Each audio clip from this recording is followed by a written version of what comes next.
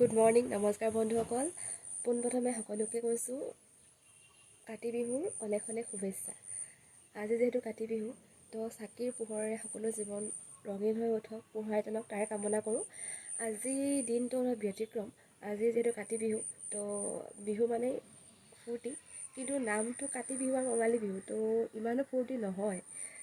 আজি যদিও বিহু, তথাপিও আমাৰ বেংগলী কালচাৰত যিহেতু মই বেংগলী কালচাৰৰ ছোৱালী, তো আমাৰ ঘৰত মাছ মাংস নচলে। আজিৰ দিনটো সম্পূৰ্ণ নিৰামিষ হয় আৰু আজি ৰন্ধাৰ আইটেম বিভিন্ন ধৰণৰ হয় আৰু কেনেকৈ কি কৰে আজি দেখুৱাম মই।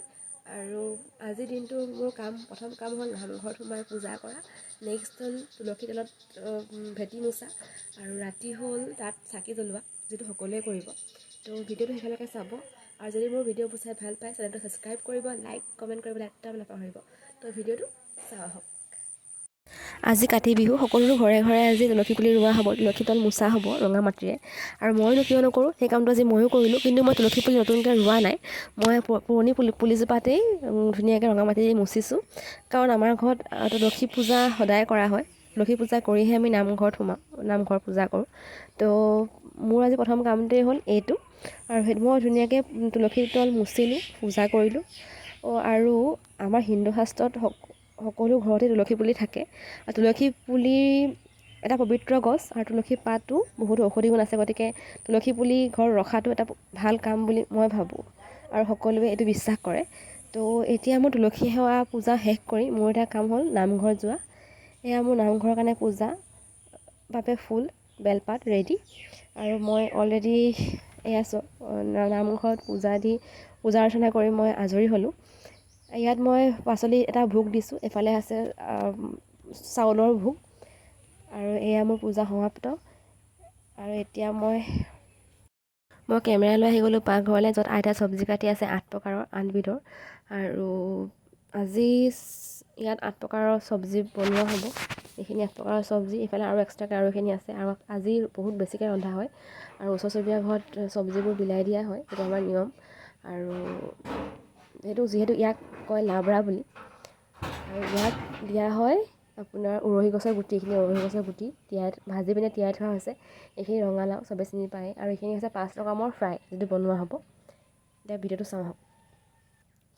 এতিয়া আহিছোঁ পাকঘৰলৈ, আমাৰ বাহিৰৰ পাকঘৰ। তাত এতিয়া মায়ে গোটেইখিনি বস্তু বইল কৰিছে, দেখুৱাওঁ বলক।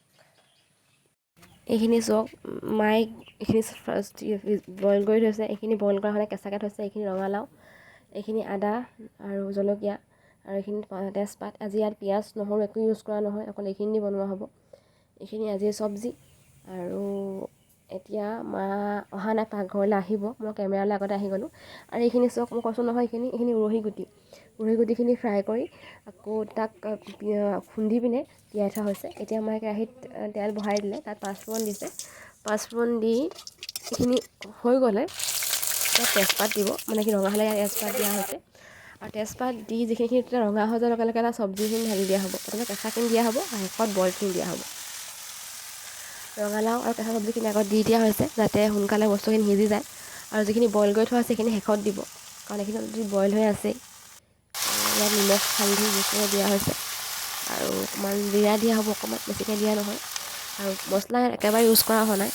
ইয়াত একদম সম্পূৰ্ণ নিৰামিষ, পিঁয়াজ নহৰু একেবাৰে ইউজ নহয় আজিৰ দিনটোত, আমাৰ ঘৰত বিশেষকৈ। আৰু সকলো বেংগলী মানুহৰ ঘৰতে ধৰক এইটো ইউজ কৰা নহয় আজিৰ দিনটোত, পিঁয়াজ নহৰু নাখায়।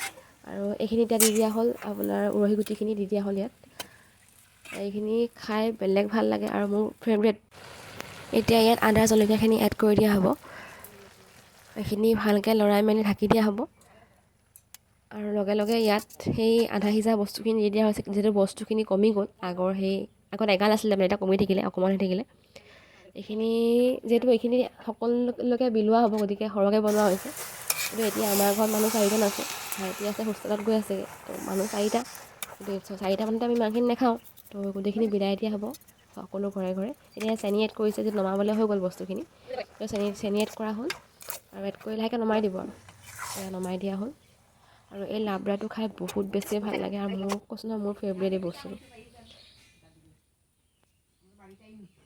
এইখন মোৰ থালখন, ইয়াত কোমোৰা ফ্ৰাই আছে, বেঙেনা আছে, লাবৰা আছে, দাইল আছে আৰু নেমু জলকীয়া।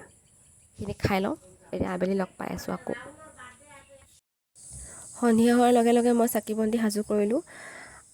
গোঁসাই ঘৰত দিলোঁ, ঘৰৰ চাৰিওফালে এগছ দুগছ দিলোঁ আৰু তুলসী তলত চাকি জ্বলাই সেৱা কৰি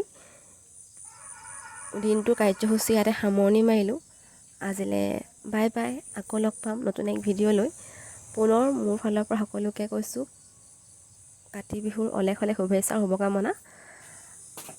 আজিলৈ বাই বাই, আকৌ লগ পাম অন্য এক ভিডিঅ'ৰ সৈতে।